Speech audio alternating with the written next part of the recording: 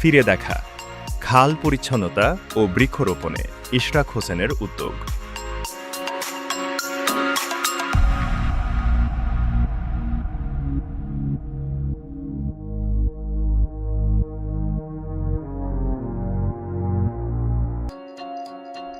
ইশরাক হোসেনের উদ্যোগে ঢাকা দক্ষিণ সিটির বিভিন্ন খাল পরিষ্কারের কর্মসূচি গ্রহণ করা হয়। পরিবেশ সুরক্ষা ও জলাবদ্ধতা নিরসনে মাঠে নামেন বিএনপি নেতা ইশরাক হোসেন। পুরান ঢাকার সূত্রাপুর থানার ৪৪ নম্বর ওয়ার্ডে অবস্থিত বেগমগঞ্জ খাল ও সংলগ্ন এলাকায় পরিচালিত হয় পরিচ্ছন্নতা কার্যক্রম।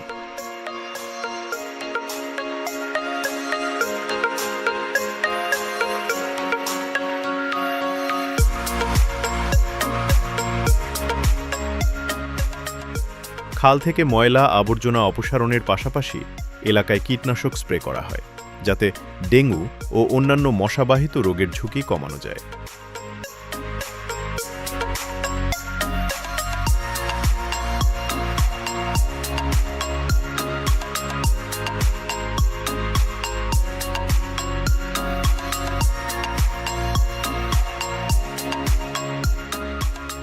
খালের ময়লা আবর্জনার পরিচ্ছন্নতা কার্যক্রম শেষে নেতাকর্মীদের সঙ্গে নিয়ে সড়কের পাশে থাকা ঝোপঝাড় আগাছা পরিষ্কার করেন এবং সড়কের ডিভাইডারে বৃক্ষরোপণ করেন ইশরাক হোসেন।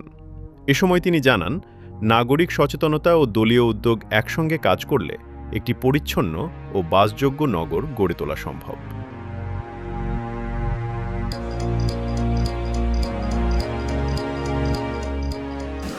বিএনপির ৪৭তম প্রতিষ্ঠাবার্ষিকী উপলক্ষে আমরা আমাদের দলের ভারপ্রাপ্ত চেয়ারম্যান দেশনায়ক জনাব তারেক রহমানের নির্দেশে ঢাকা শহরের জনগণের ভোগান্তির কথা চিন্তা করে আমরা প্রতি বছর যে র্যালি অনুষ্ঠান করি সেটিকে পরিবর্তিত করা হয়েছে এবং জনকল্যাণমূলক জনসম্পৃক্তমূলক কর্মসূচি ঢাকা শহরে যে সকল খাল রয়েছে সেগুলোকে পরিষ্কার করা এবং যেখানে বিভিন্ন জায়গায় আগাছা এখানে জঙ্গলের মতো হয়ে রয়েছে সেই সব জায়গাগুলো পরিষ্কার করার জন্য আমরা বাংলাদেশ জাতীয়তাবাদী দল বিএনপি এবং সকল অঙ্গ সহযোগী সংগঠনের নেতৃবৃন্দ এবং কর্মী ভাইরা আমরা অংশগ্রহণ করেছি।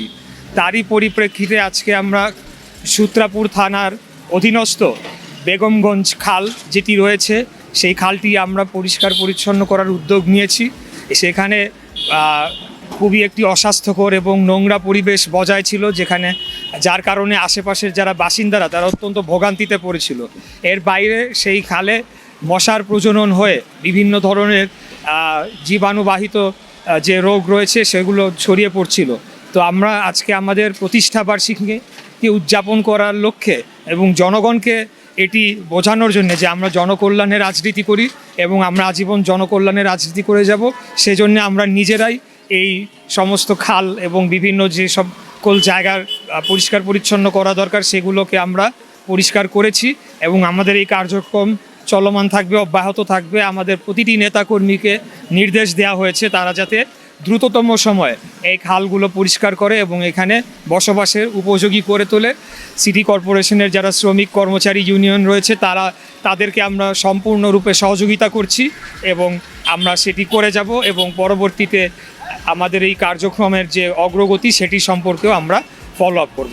বিএনপির ৪৭তম প্রতিষ্ঠা বার্ষিকী উপলক্ষে দলের তৎকালীন ভারপ্রাপ্ত চেয়ারম্যান তারেক রহমানের নির্দেশনায় এ কর্মসূচি বাস্তবায়ন করা হয়। এ সময় উপস্থিত ছিলেন ঢাকা মহানগর দক্ষিণ বিএনপি, সূত্রাপুর, গেন্ডারিয়া ও ওয়ারী থানা বিএনপির নবনির্বাচিত আহ্বায়ক কমিটির নেতৃবৃন্দ এবং অঙ্গ ও সহযোগী সংগঠনের নেতাকর্মীরা।